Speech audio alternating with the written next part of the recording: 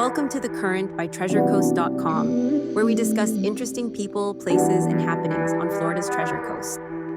But we can just go into how, what Stuart Main Street is, how it got started, and what it does for the community now. Yeah. So Stuart Main Street is a 501c3 nonprofit organization. And its mission is very broad, but it is to create and maintain a vibrant historic downtown experience for all types of people and different groups and bodies that visit and frequent our downtown. So that's not just the residents, but it's property owners, it's visitors, tourists, our part-time residents, and it's the businesses, and also the city of Stuart itself, the governing body, the municipality of the city. So I think the easiest way for people to understand what that really means, because that's a very broad mission statement, right? Yeah. So how we do, I think what matters the most is how we achieve that. And that is not only, we obviously do a lot of events in the downtown. Dancing in the Streets is what we were most known for. And that event ran for 30 years. And that original event that we started was the year that we incorporated, which was in 1987. And that event served the main purpose of fundraising for the organization, because it was a new organization. It needed money to serve its, to do its job. So they started that to pay a manager of the program, and then to obviously hopefully raise additional funds to help with some first initial projects that they were passionate about. And then to bring people to the downtown, because in the 80s, downtown Stuart was completely different. And so we do all of this, again, not just by events, but it's what we call a 4-point mission. And that's under the Main Street America banner. And we have design, organization, economic vitality, and promotions. And promotions is, in all of these pillars of our mission, they all work together to create a strategy of keeping downtown great, or building a great downtown, because, at the time we didn't have a great downtown. So it was about building at that point. And what we like to call it is revitalization.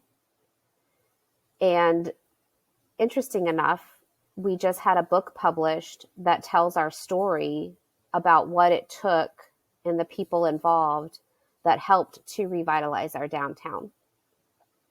So using those 4 pillars and working really, really well with the city to achieve what we see today.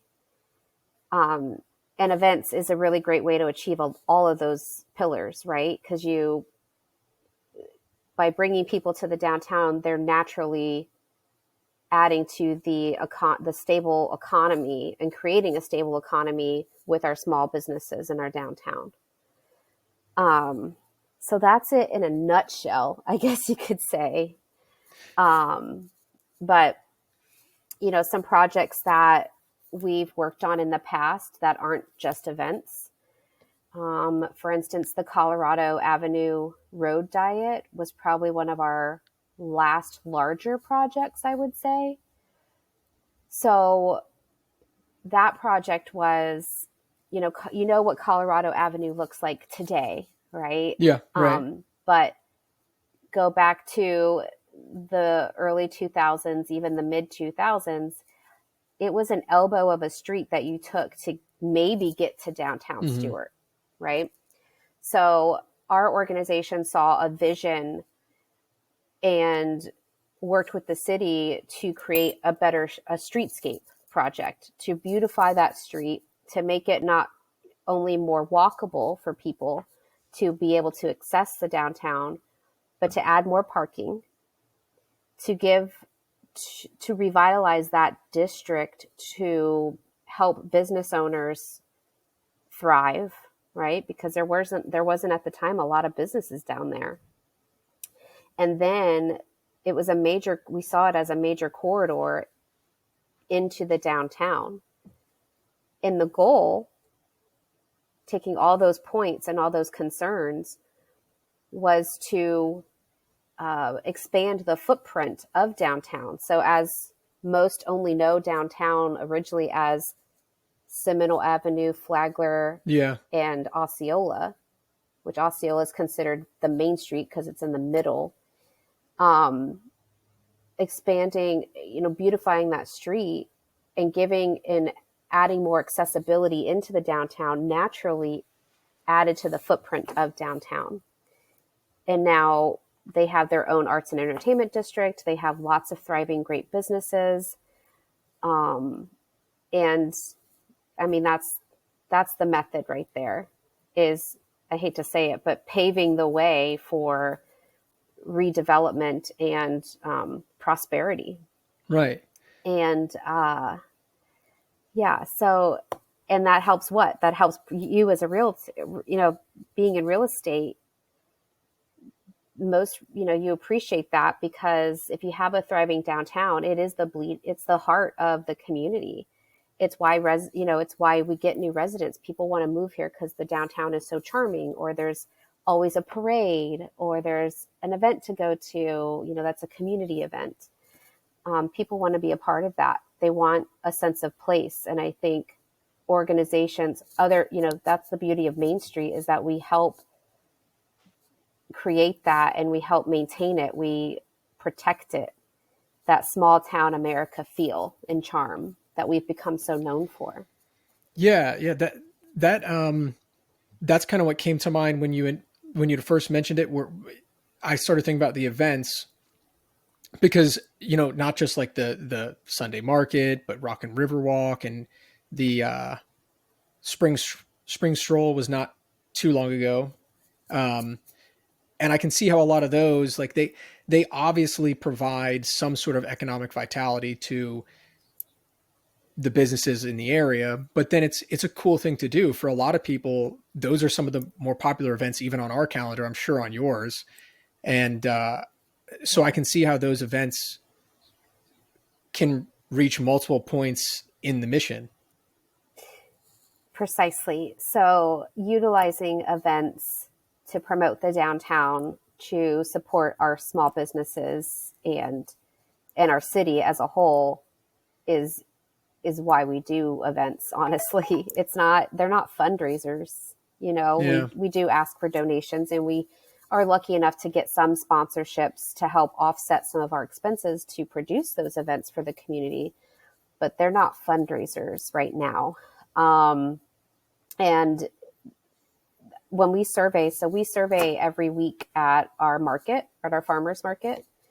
We also survey at all of our other events that we do throughout the year, including our arts and craft festivals, because we draw a lot of attendance from out of our community, outside of our Tri-County area. We get a lot of visitors from Palm Beach, Lauderdale, Wellington, Delray, Vero Beach, and even further south, north and to the west. So we survey at those as well, and it provides a lot of data. And one of the questions we ask is, are you staying in Stuart overnight, or are you a resident?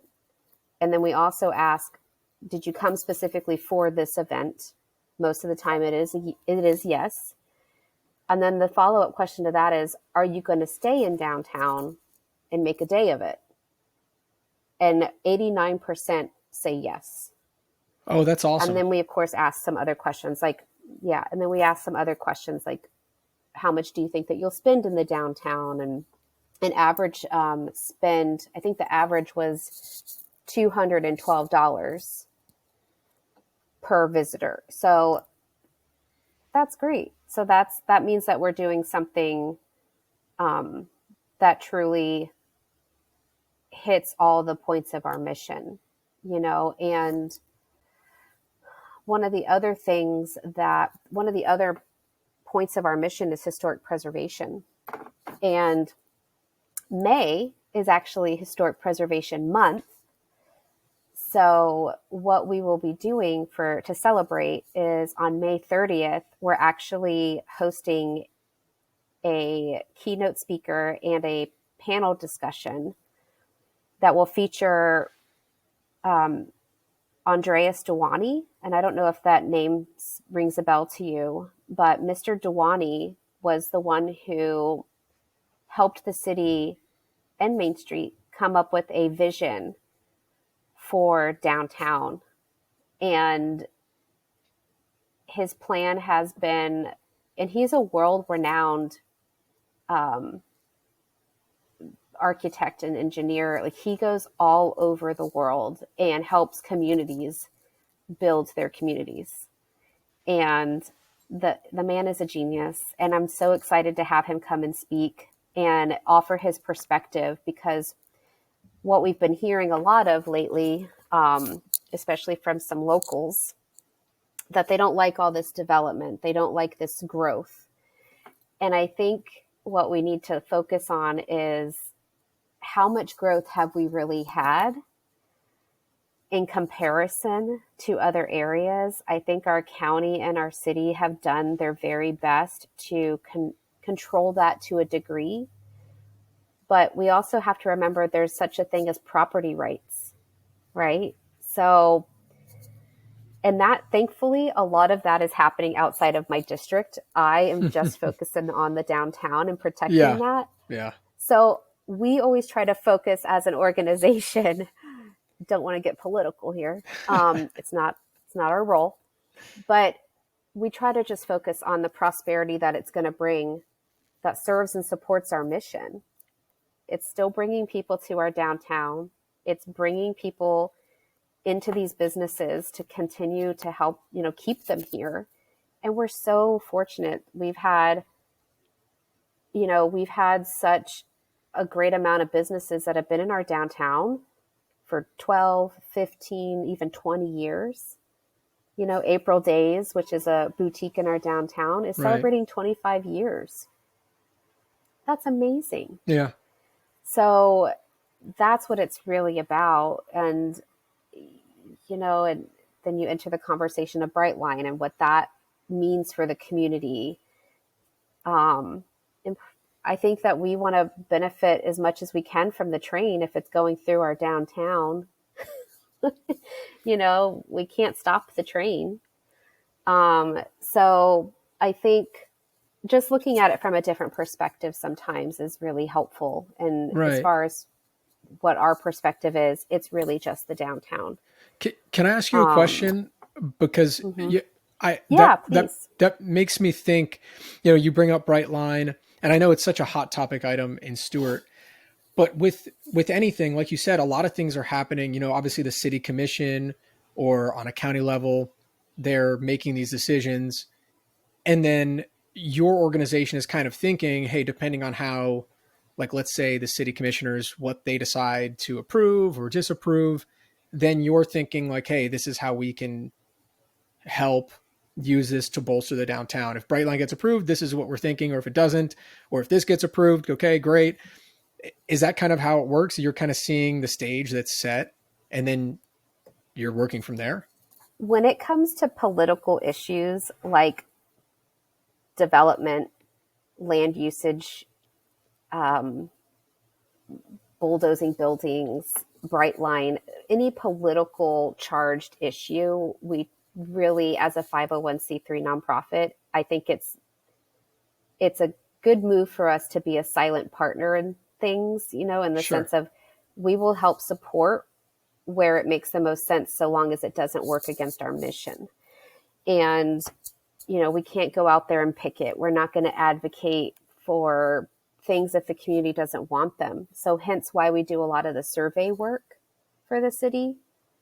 And we kind of gain consensus, and we get all the minds and all the bodies in a room, and we talk about it.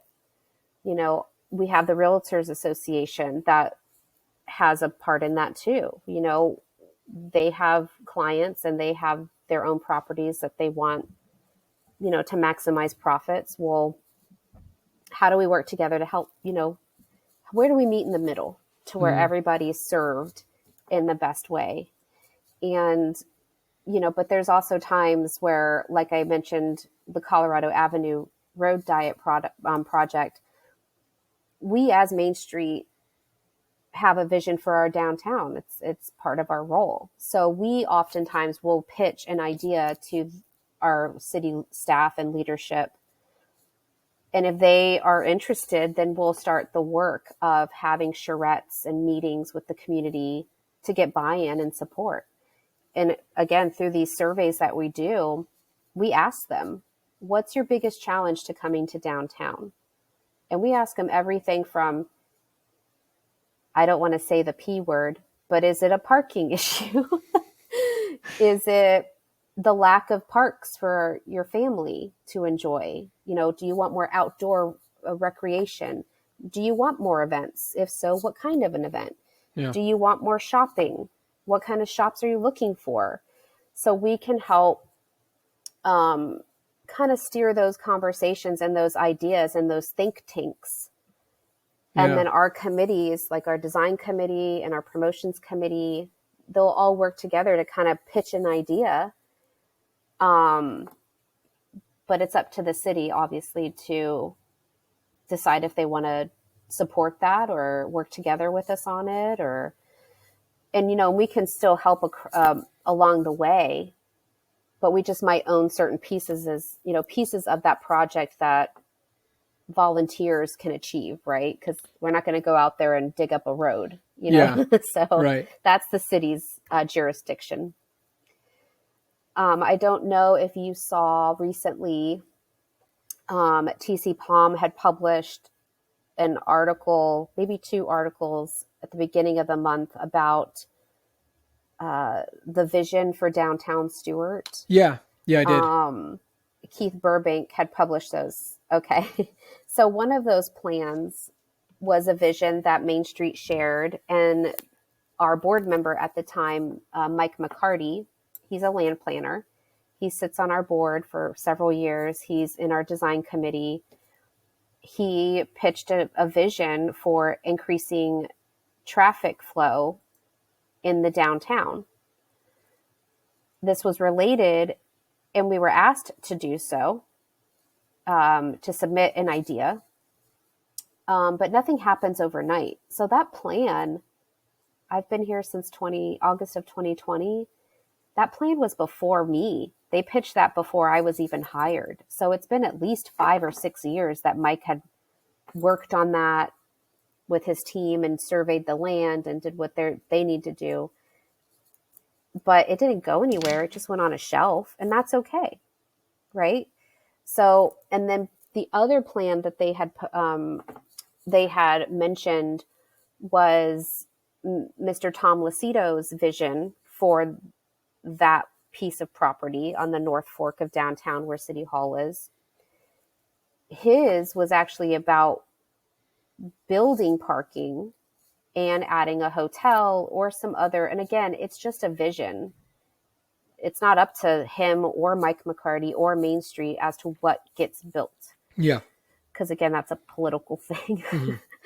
Mm-hmm. So it was just a vision and an idea. And even his plan, that was much earlier than even Mike's plan. And again, they were just ideas for the city to consider and to kind of look at it from a different perspective, from a different lens, right?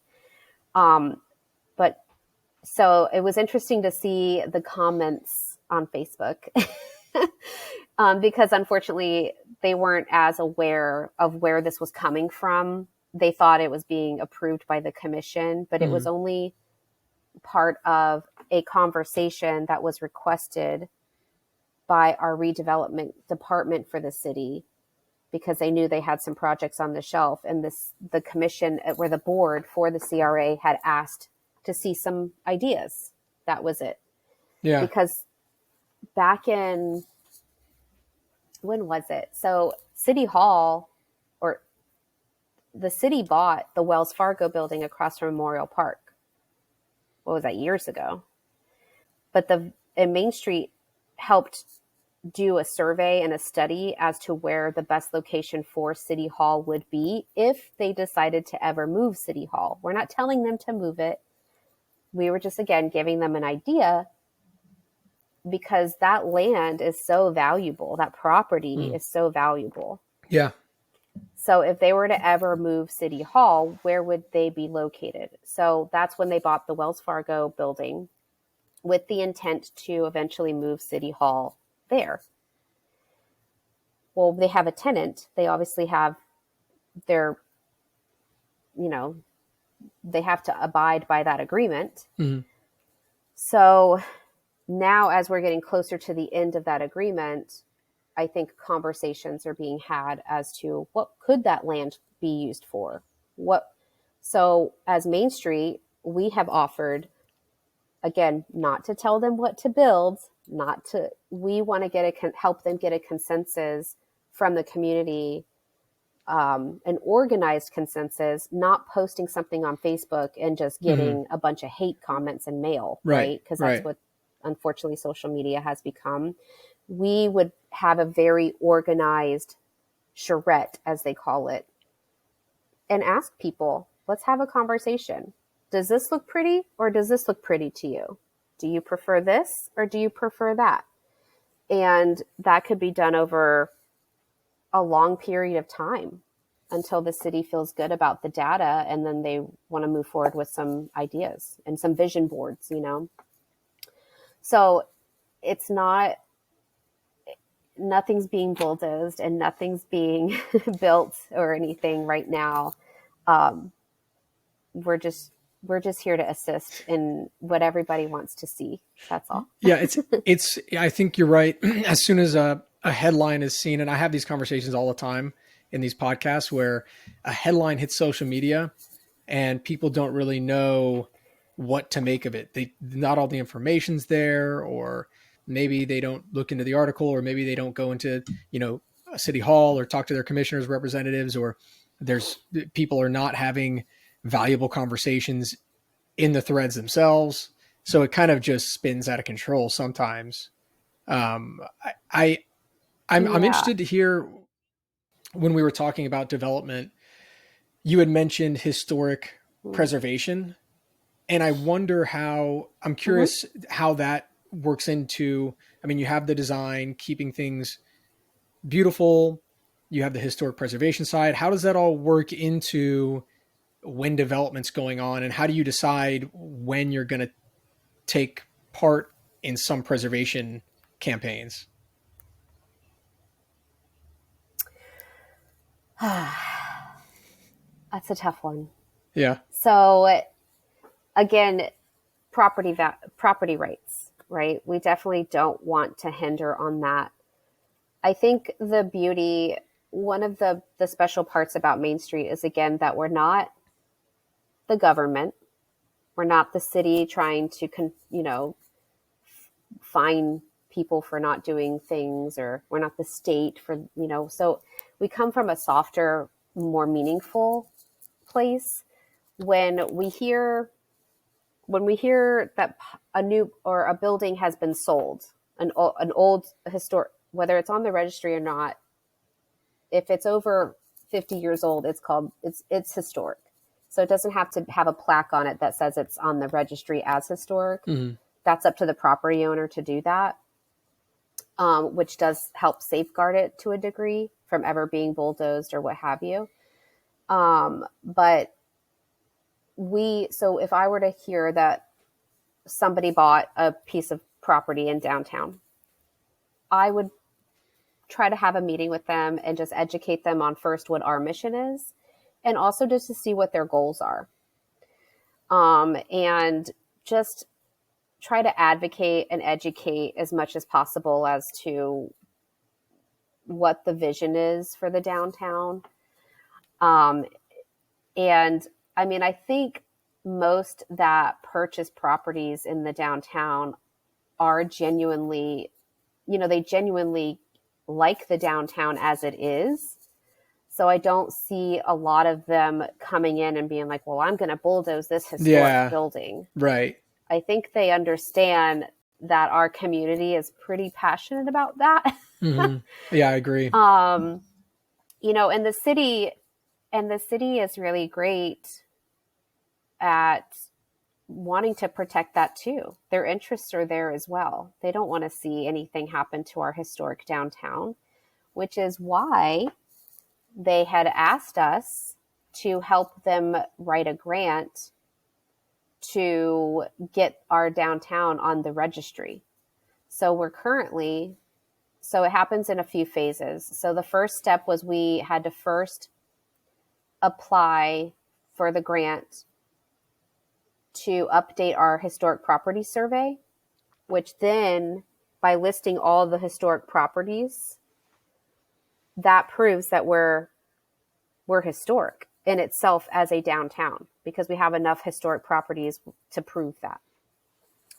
So then we did that work, and we got the registry updated, because it hadn't been updated since 1991.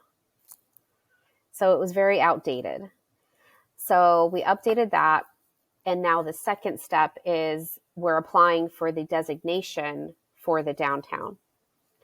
So by doing that, and I know there's a lot of questions about that. Well, does that mean as a property owner that I can't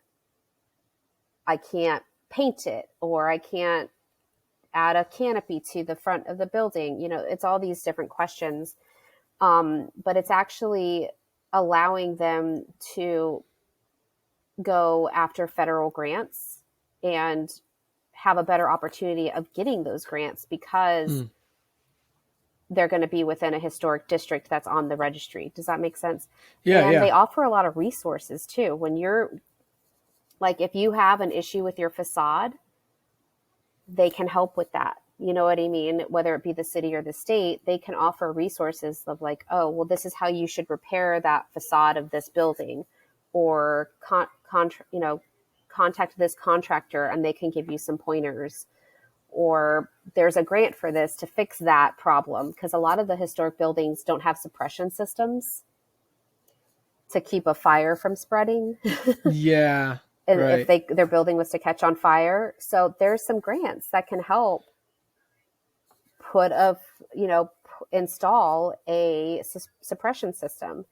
Back in the day, ADA compliance wasn't a thing. So a lot of these historic buildings don't have ramps for the handicap or certain safety railing. There are grants that will help with that. So being a part of the historic district and being a property owner of a historic property isn't always a bad thing. Sure. And I think the more we engage and educate the community on that, I think there'll be less confusion and there'll be more participation when it comes to historic preservation efforts. And on May 17th, it just reminded me, on May 17th at the Elliott Museum, the Florida Trust, who does a lot of historic preservation, they are actually going to be hosting a workshop for those who own historic properties. And that workshop is going to consist of a toolkit with a ton of different resources for these property owners to care for their properties. And it's really exciting. They've been working on this toolkit. The Florida Trust has been working on this toolkit for a while. And I think it's a really great opportunity for everyone to get educated, not just the property owners themselves, but they're inviting everybody from our region. And it's the Chamber of Commerce, Main Street programs are attending, our city commission, some of those they'll be at, county commission, our CRAs, which is our community redevelopment agency, they'll be going, because our CRAs are typically the ones who help with a lot of historic preservation efforts. That's kind of under their department, whether it be county or city. And so all of them will be in attendance. So it's really exciting. So I encourage anybody to go online and register to save your seat for that, because it's going to be a wealth of information. And I think it'll help answer some questions. Yeah, that's So, really it'll be good. interesting. That's cool. We'll have to put that in our calendar and share that as well, because that sounds really cool. And Yeah. how do things look? I mean, do you guys plan? I mean, how do things look on the horizon? Do you have plans for 10 years down the line, 5 years down the line, or are you more short term with what's, because I imagine things move really fast.